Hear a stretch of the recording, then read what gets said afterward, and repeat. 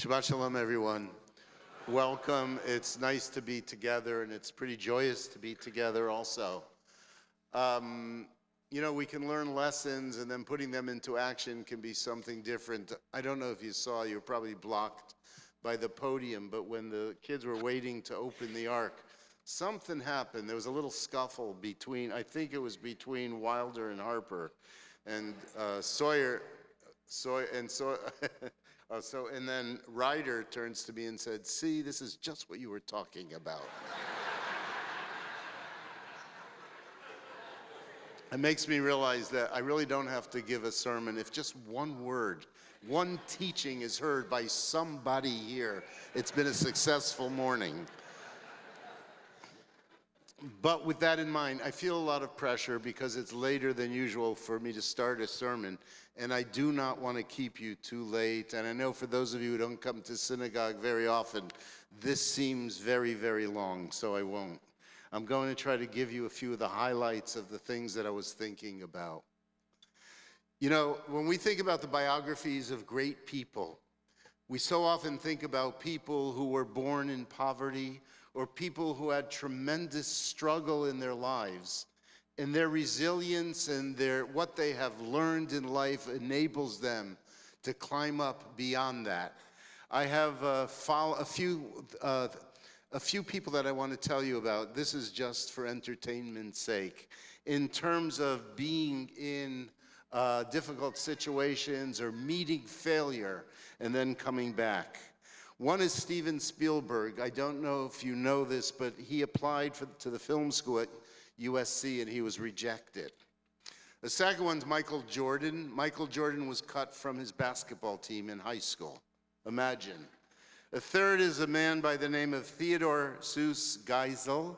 He was rejected by publishers for the Dr. Seuss books 27 times before a publisher finally accepted his work. And the Dr. Seuss books in the English-speaking world may be as popular as the Bible itself. And we know that Albert Einstein didn't speak a word until he was 3. He was thought to be mentally handicapped, they called it in those days. He refused to learn by rote. They thought he was really problematic, would probably never contribute to society.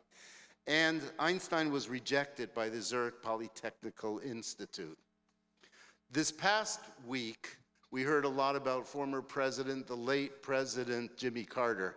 Jimmy Carter was born in poverty. He was born in a home that did not have plumbing or electricity.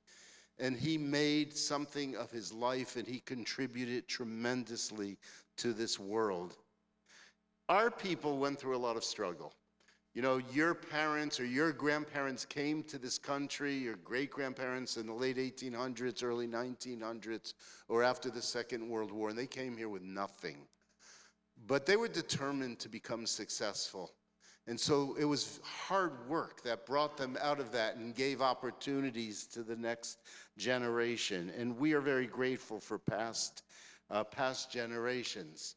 Now, if we believe that difficulty and challenge really is what thrusts us forward to be something and to do something, then what do you say to a community such as this, or what do you think about the Jewish people worldwide?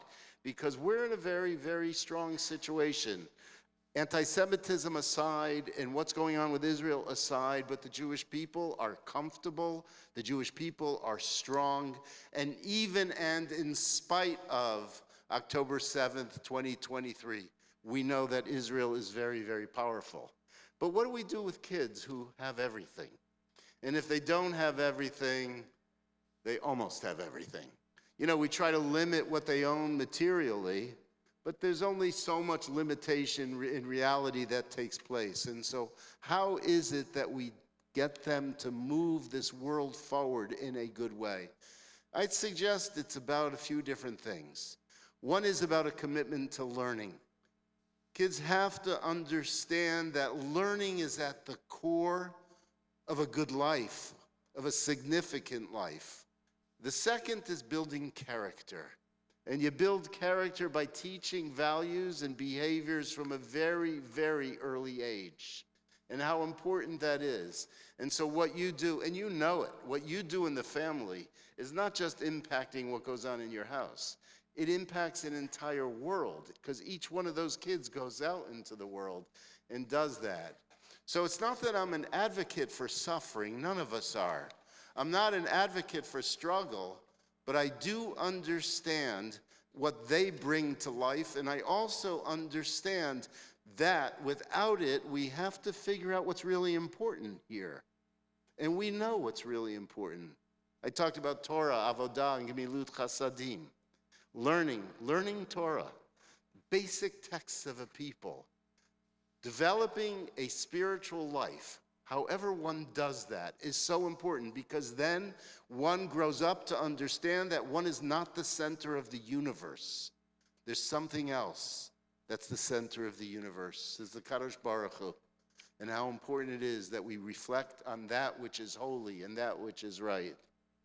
And Gemilut Chasadim is we have to teach kindness. Some kids seem to have the nature where they're born to be helpful and born to be kind. But there's also the possibility of the opposite. Some kids are mean. And we have to be able to teach and to reward kindness and generosity.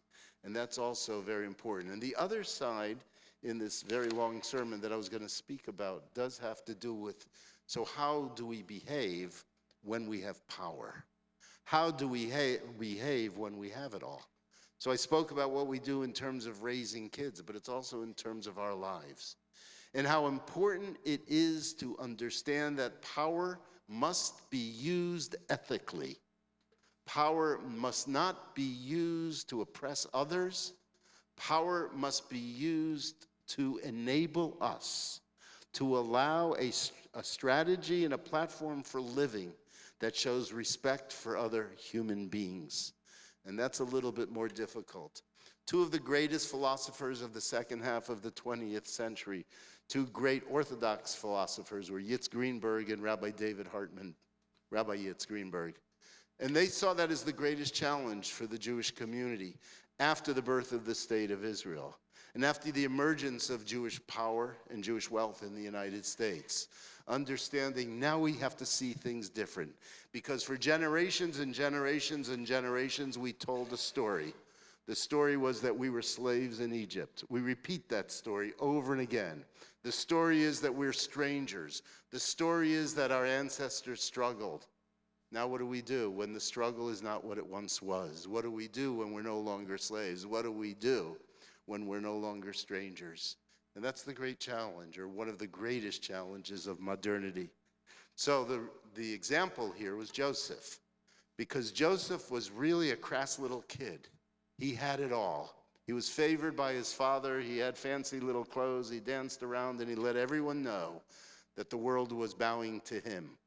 But it all came crashing down. And after it crashed down, he became a slave.